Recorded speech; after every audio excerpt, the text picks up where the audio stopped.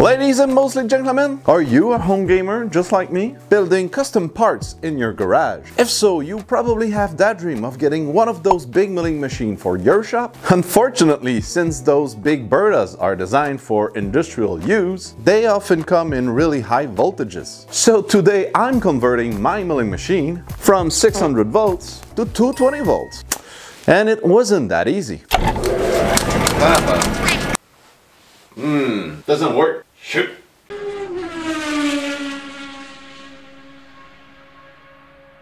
First and quickly, I just want to address my choice on that modification. Yes, I could keep the machine as it is, get a power-up transformer, pumping up the 220 volts to 600, then get a VFD or a rotophase to generate that third phase needed. For me, it was an expensive option. So instead I went with the simpler solution of getting a 220 volts motor. Also, not that I'm planning on selling the machine, but frankly it is easier to sell something to someone when you just have to plug it into the typical standard outlet and not bother with VFDs and transformers. But the task here is not just to change the motor, that's too easy, right? Because I managed to make work half of the electrical system of the milling machine, which means that I can use the power feed. And I was able to accomplish that for really cheap. And of course, I'm gonna show you how I did. Good, so let's go get that milling machine. This is the beast! It's a 1986 first milling machine made by Longchain Machinery, which is a Taiwan company. This thing is huge! So much that I had to tilt the head forward in order to have it to fit through my shop door. Yeah, this is where we realized that the machine was still full of coolant. Yep, that made a mess.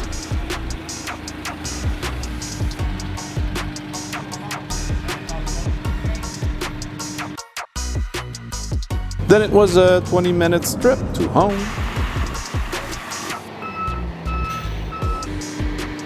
For some obscure reasons, I've got no footage of the lift slowly sliding down the platform, barely fitting through the shop door. I only got that picture of me, full of confidence. So you'll have to take my words for it.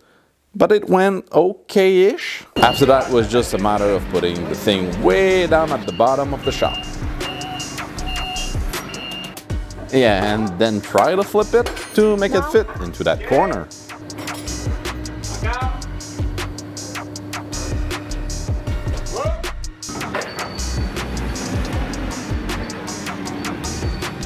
Did I mention that it made a mess?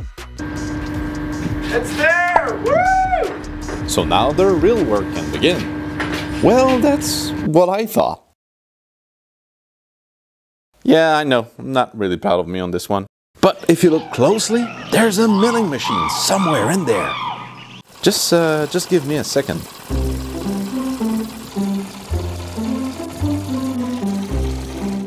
Nah, better. Now we'll disconnect the motor and figure out the way to remove it from the milling head.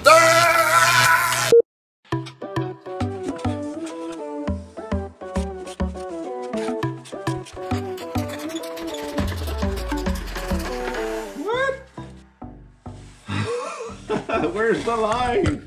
There's no line. Damn it.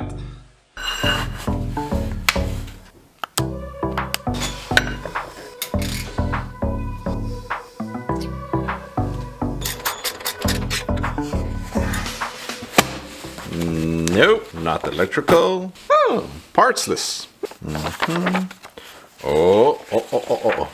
Ah, now we're talking. Oh, that is just perfect, guys. As you can see, this is kind of a skidoo clutch or a CVT. We've got the belt right here and two variable pulleys. So this is the spindle part. This is the motor part. I just removed this bearing, which gives me access to that ring clip.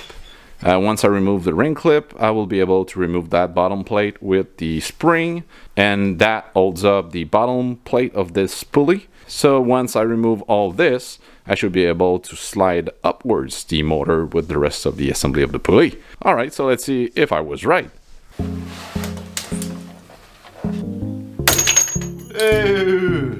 Oh, it's gonna be fun to put it back on. I kinda lost it. Where is it? Ah, I am lucky. Here's the ring click.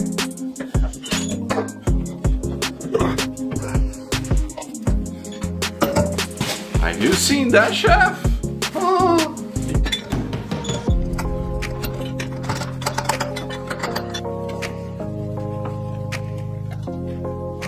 Alright, so I've got a problem here. Even though she said not to worry about the thing's got a pretty huge shaft. And now that plate is stuck on it. The puller I have is really too small for the job, but I do have a welder. Montage.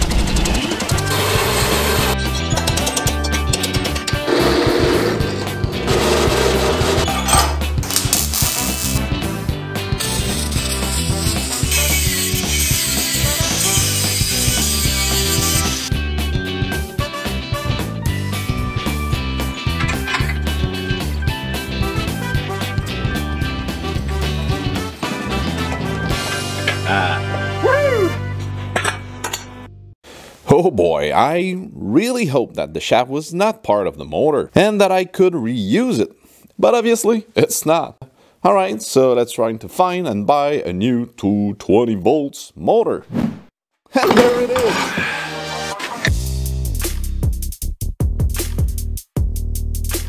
So this is a not brand new Leeson 5 HP one-phase 220 volts motor. Alright, so let's take some measurements of that old motor, quickly sketch something and build some new custom parts to fit with the new motor.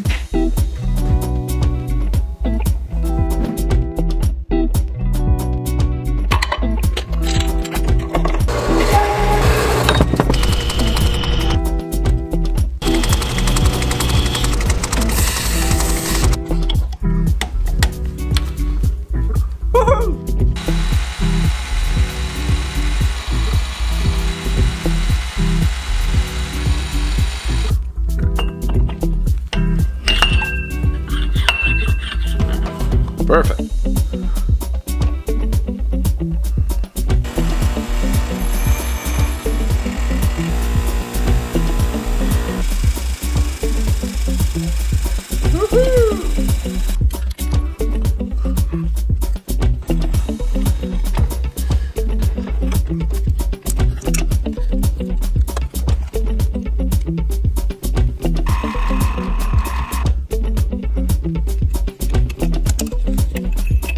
Nice.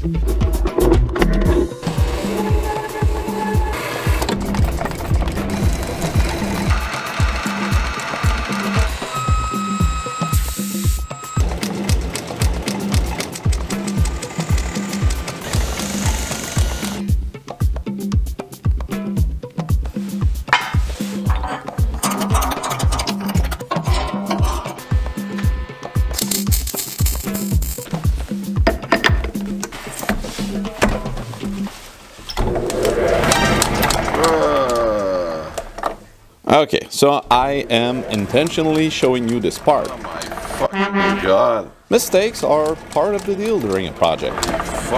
Guys, don't mind me swearing. I was mostly discouraged of myself from the fact that I fully welded the two parts before checking their alignment. Yeah, rookie mistake. And there's really only one solution when you messed up. You fix it. Yes, it's gonna take you more time, more energy, and more money than you anticipated, but I learned over the years that the sooner you tackle and fix the problem, the sooner your mindset will change. From a grumpy old sad man to being proud of yourself. Alright, Viny, stop the swearing and just fix it, man.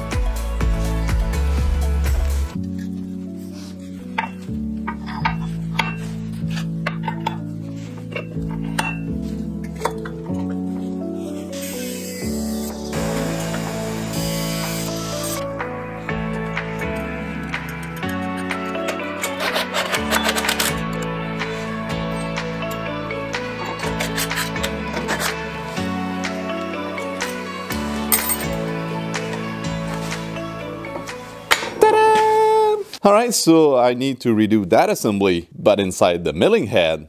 Yuck. 6 hours later. It's fucking heavy!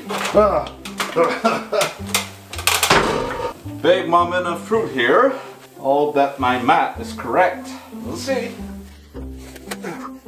Putting the keyway is fun. Oh my. Right on the money. I still have the keyway though. Oh. Sorry guys, my wife is calling.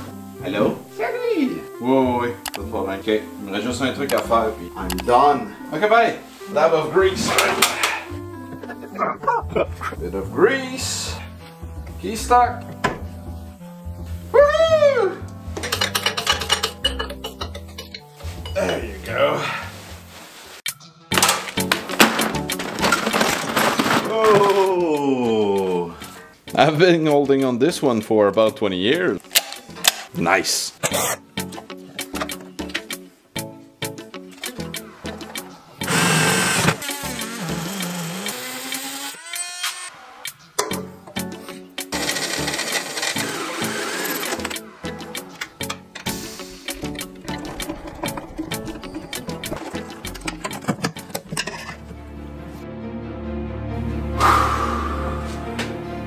First try. For real, first try.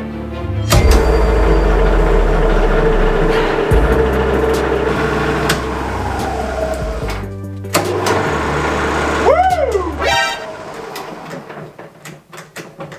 What the f?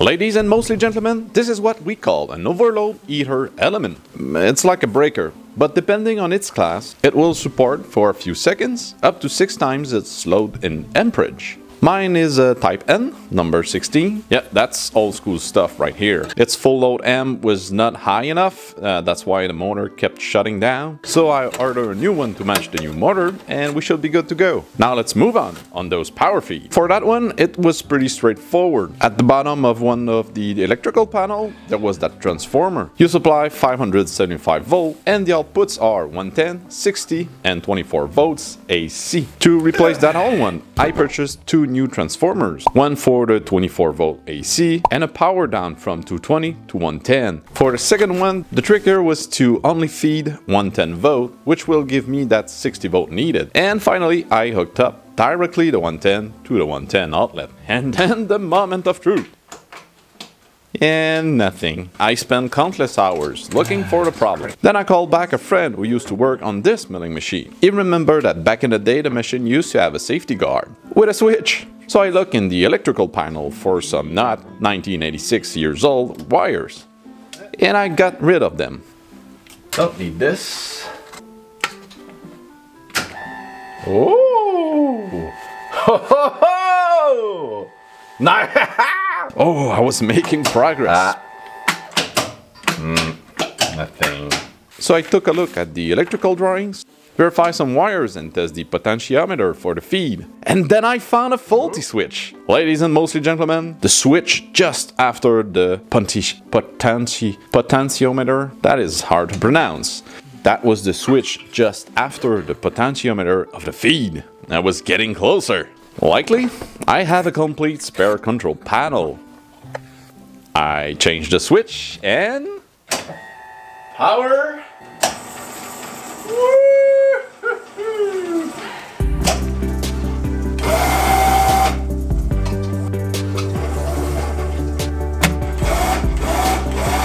Oh, that is nice! Oh. There you go! Oh yeah!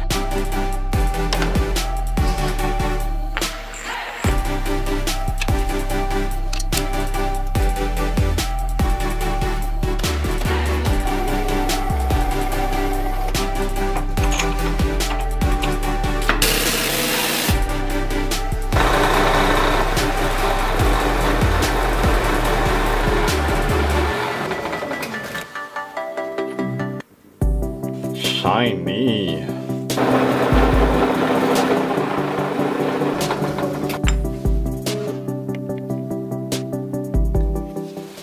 Alright guys, so that's it for part 1 of this build. Yes, part 1. Because I don't know how and when, but this milling machine will eventually become a proper servo-driven CNC. Yep. No steppers this time. Also, if you like this video, please like and subscribe and do all that algorithmic wizardness that needs to be done so that other people can have access to that content. Alright guys, see you soon. I'm not really fixed yet on the next project, but yeah, I've got a couple of big ones ahead of me. So till then, go do something with your head, your hands, or both. See you guys. Everything's connected. Let's see if it works. Huh. No, that was not it. Ça c'est bon. Long shaft.